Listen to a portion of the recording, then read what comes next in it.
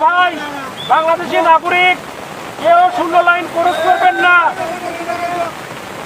আপনাদের কাছে রিকোয়েস্ট করছি কেউ শূন্য। জামালপুর সীমান্ত দিয়ে ফের একজনকে পুশ ইনের চেষ্টা করে বিএসএফ।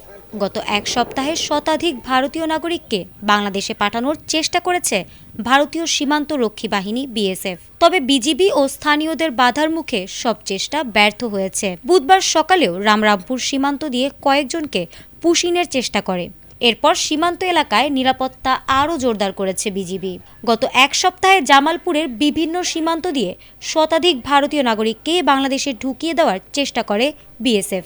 দেওয়ানগঞ্জের বাঘারচর সীমান্তের কুমারেরচর এলাকায় এমন চেষ্টা চালানো হয়, তবে জামালপুর ৩৫ বিজিবি ও স্থানীয়দের বাধার মুখে তা সফল হয়নি। বুধবার সকালে ধানুয়া কামালপুর ইউনিয়নের পুশিনের খবর ছড়িয়ে পড়লে সীমান্ত এলাকায় উত্তেজনা দেখা দেয়। স্থানীয় বাসিন্দারা লাঠিসোঁটা নিয়ে বিজিবির পাশে অবস্থান নেন। এতে এলাকায় আতঙ্ক ছড়িয়ে পড়ে। এ সময় বিজিবি ও গ্রামবাসীর চাপে ভারতীয় নাগরিককে তাদের সীমানায় রেখেছে। শুধু বাঘারচর বা রামরামপুর নয়, বড়াইবাড়ি সীমান্ত দিয়েও এর আগে পুশিনের চেষ্টা করা হয়েছে বলে স্থানীয়রা জানিয়েছেন।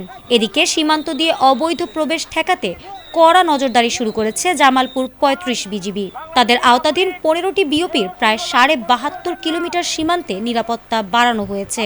স্থানীয়দের সঙ্গে নিয়ে সীমান্তের টহল জোরদার করা হয়েছে।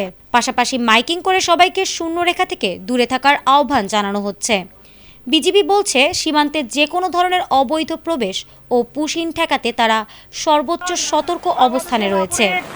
কেউ শূন্য লাইন ক্রস করবেন না,